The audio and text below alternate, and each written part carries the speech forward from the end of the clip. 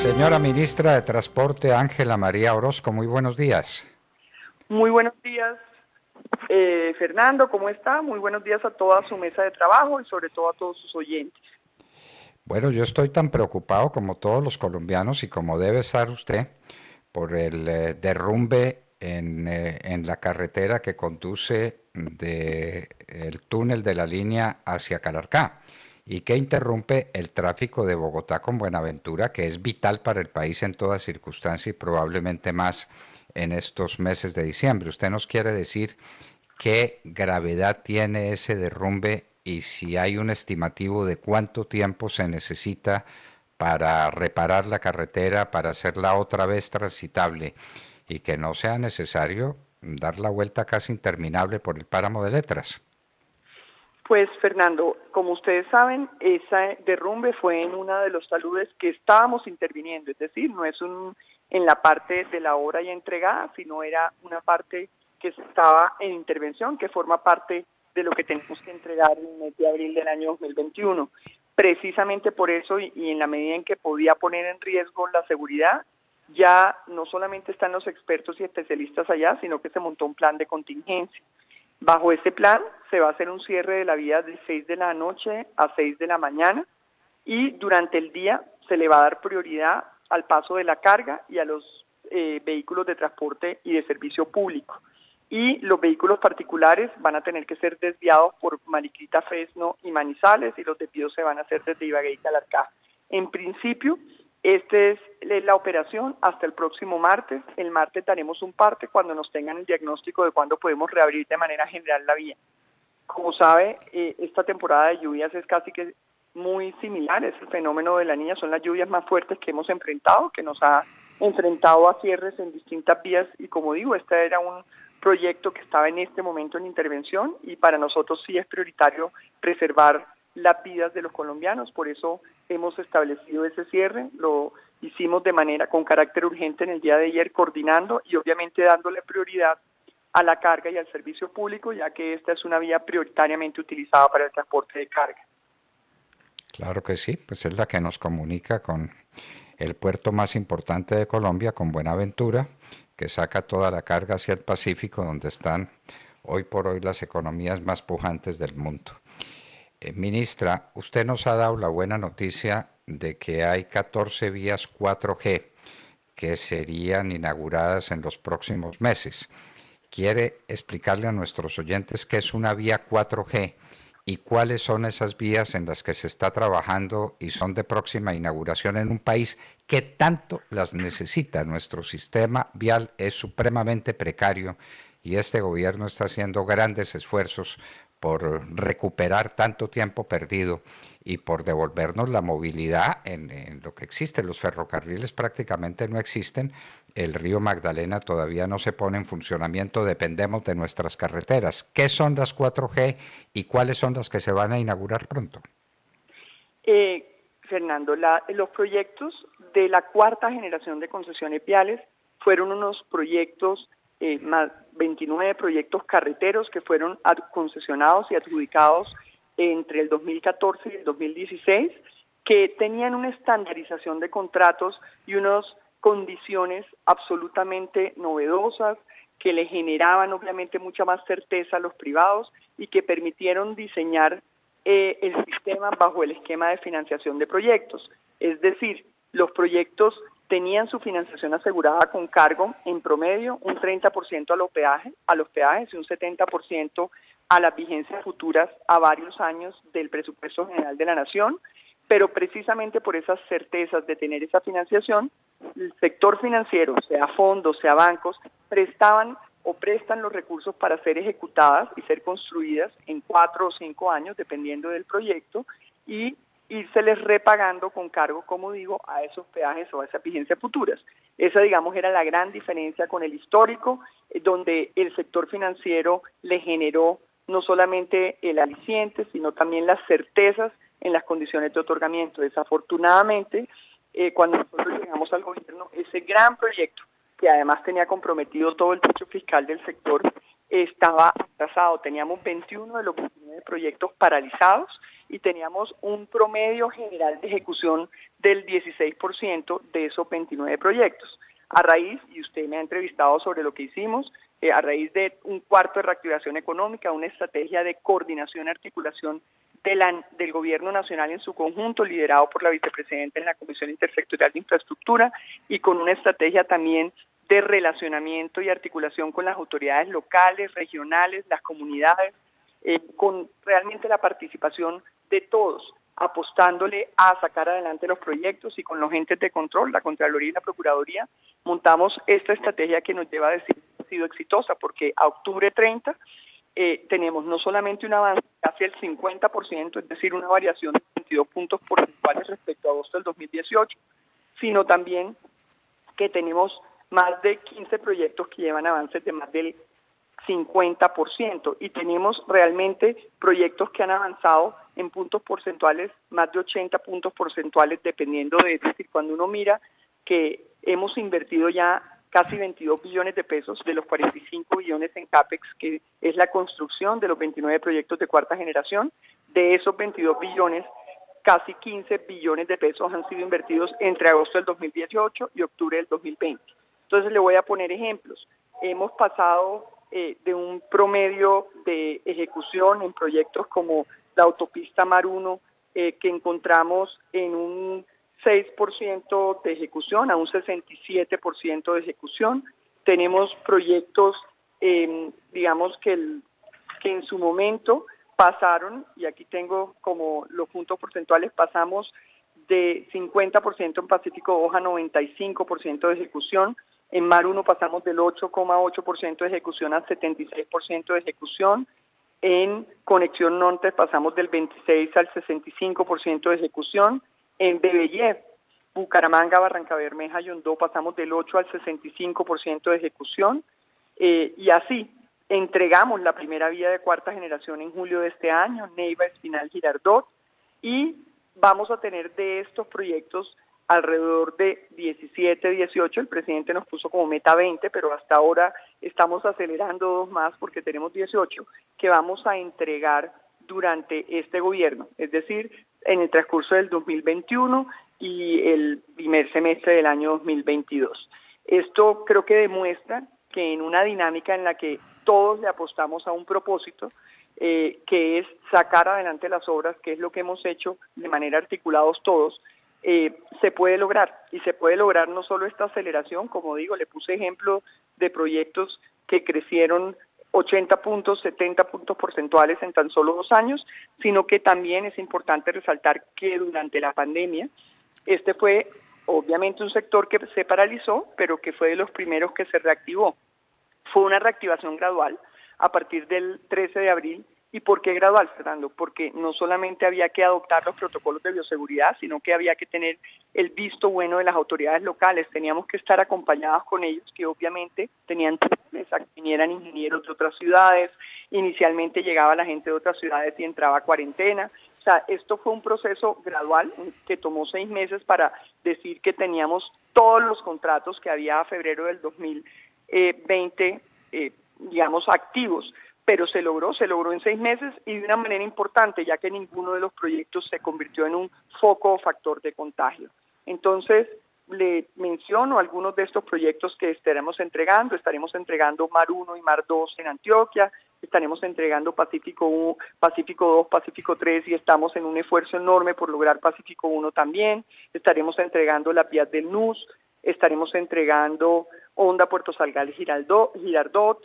Esos son algunos de los que les puedo mencionar de los 18 proyectos que estaremos ya entregando solo para operación y mantenimiento, porque como sabe, estos proyectos de APPs tienen una época de construcción y luego tienen varios años de operación y mantenimiento. Ministra, ese recorrido de Honda por la margen del río Magdalena, de Honda hacia arriba, bueno, agua hacia arriba, o si usted lo quiere tomar, agua hacia abajo, desde el Espinal Girardot, Honda es vital para gran parte del país. ¿Cuándo cree usted que ese proyecto esté terminado, que es tan necesario para una parte muy importante del movimiento en Colombia, de gente y de carga. Ese se estará entregando a mediados del año 2021, Fernando. Ahora, todos esos proyectos, como usted mismo mencionó, se van a complementar con la APP que nos va a permitir recuperar la navegabilidad del río Magdalena, que estará saliendo a licitación a más tardar en marzo del año 2021. Esto también hace parte, obviamente usted lo sabe, de la apuesta por el multimodalismo que tiene este gobierno y que está inscrita en nuestro Plan Nacional de Desarrollo. Ministra, hay una carretera que se convierte en un embudo que echa al traste los esfuerzos que se están haciendo en otros sectores de la misma carretera. Me refiero a Villeta-Guaduas, una de las carreteras que más transité en mi vida y que en mi tiempo era un problema de 40, 42 minutos, 20 minutos para subir al Alto del Trigo y 20 minutos para bajar.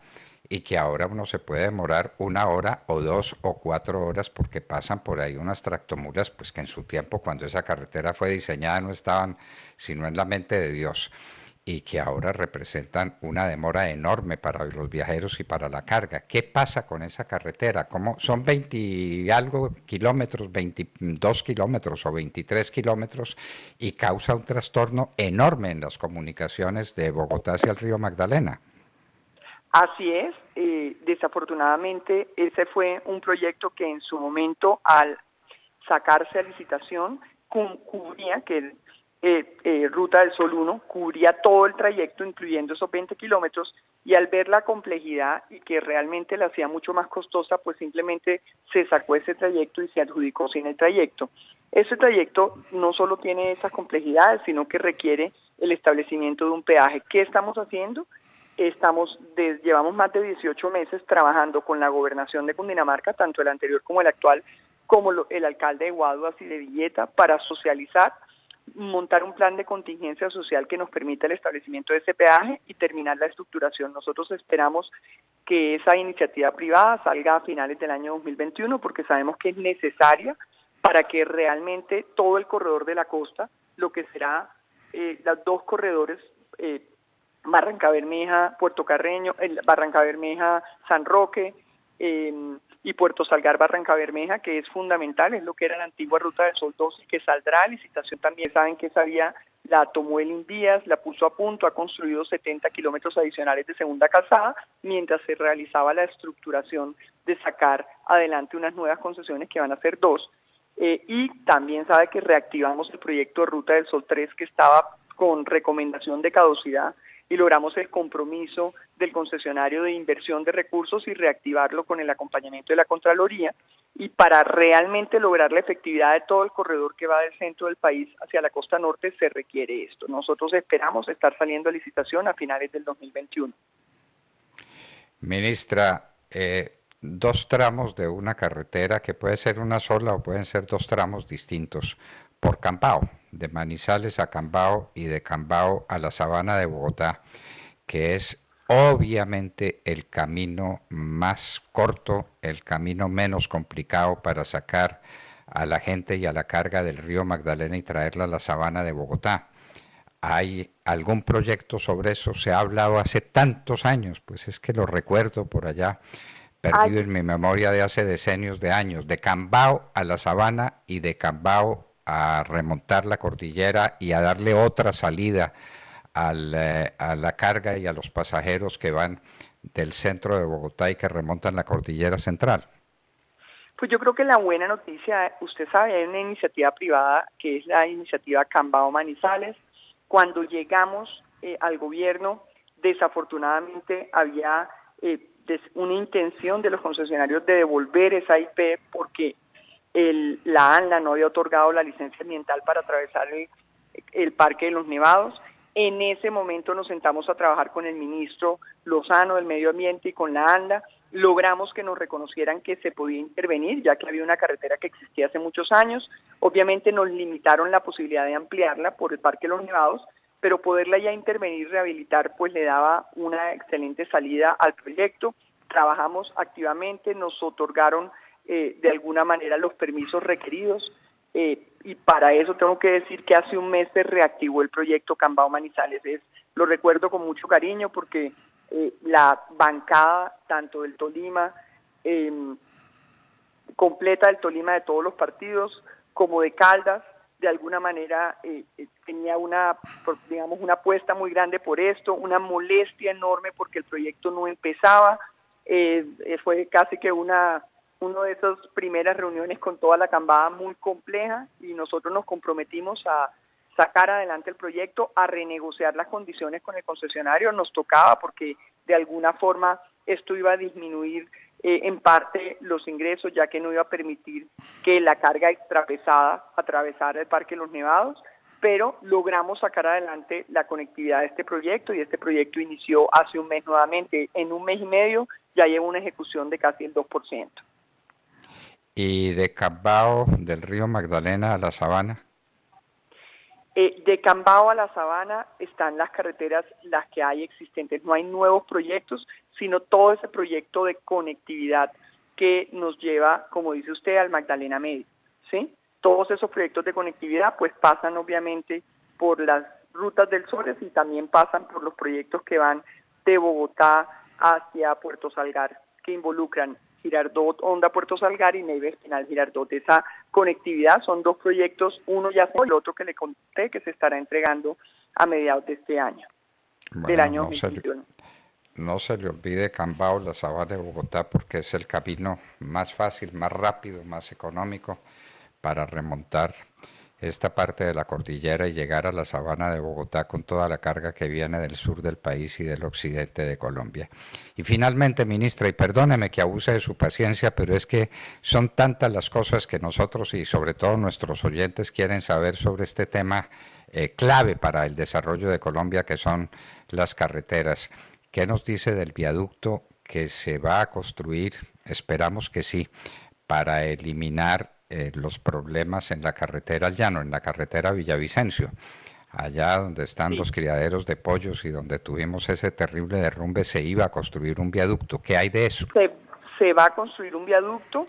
Ese viaducto, como sabe, lo va a construir en Invías. Nos están entregando, forma parte de Compromiso Colombia, ese gran proyecto de aceleración. Usted sabe que hasta junio de este año nosotros no teníamos techo fiscal para nuevos proyectos. En mayo se levantó dentro del marco fiscal de mediano plazo, se levantó por instrucciones y con un gran trabajo del Ministerio de Hacienda el techo fiscal y pudimos diseñar no solamente y dar el espacio fiscal para 50 proyectos de obra pública muy importantes, sino también para la quinta generación de concesiones viales que requieren presupuesto general de la Nación. Dentro de esos está el viaducto del kilómetro 58, la sociedad se contrató el estudio con el acompañamiento de la Sociedad Colombiana de Ingenieros, el diseño definitivo de ese viaducto. Estamos esperando que nos den los estudios a más tardar en marzo y salir a licitación en julio del año 2021. Es el único que no tenía estudios y diseños porque los contratamos tan pronto la Sociedad de Ingenieros nos recomendó cuál era la solución definitiva para tener la conectividad permanente y evitar los riesgos de lo que sucedió. ¿Y carretera alterna Bogotá-Villavicencio? Porque pues nosotros tenemos dos cosas importantes. Primero, la transversal del Cisga, que como sabe es una vía que se estará entregando en el primer semestre del año que viene. En segundo lugar está la perimetral de Oriente, que sabe que también es fundamental y estamos finiquitando y esperando las decisiones definitivas ambientales para construir la parte que va hasta Cáqueza, por Choachí, que es de alguna manera una forma de sacar la carga pesada que no va a entrar a la Sabana de Bogotá, sino que va a seguir directo hacia el norte del país y que, digamos, permitiría subir por esa vía, coger Sopó y llegar a la autopista norte y seguir derecho. Y por otro lado, tenemos los proyectos de Pacto Bicentenario que van a poner a punto la vía alterna que tradicionalmente se ha utilizado cuando hay problemas en la vía Bogotá-Villavicencio y que la hemos intervenido, pero que ya en este momento, por los proyectos de Pacto Bicentenario, va a tener inversiones sustanciales de más de 400.000 millones de pesos que la van a dejar a punto como una verdadera vía alterna. Señora ministra, usted no sabe cuánto agradecemos su generosidad, cuánto agradecemos su tiempo y cuánto deseamos que usted esté mucho tiempo más al frente de una cartera que es tan decisiva para el porvenir de Colombia. Muchísimas gracias por estar con nosotros. No, muchísimas gracias a usted, por sus generosas palabras y muchísimas gracias a todos sus oyentes. Solo recordarle a todos los colombianos, estoy precisamente aquí lanzando el Plan Navidad con más de 76 actores conectados en todo el país, de que nos cuidemos en diciembre, que vamos a ir acompañándonos en la vía y que obviamente tenemos el reto del invierno y por eso tendrá un sector completo con la Dirección de Tránsito y Transporte acompañándonos en cada una de sus movilizaciones, pero recordarles siempre el cumplimiento de los protocolos de bioseguridad. Creo que eso no falta nunca reforzar la necesidad de entender que la pandemia continúa y que esta reactivación económica depende de que todos nos cuidemos y cumplamos los protocolos de bioseguridad. Muchísimas gracias.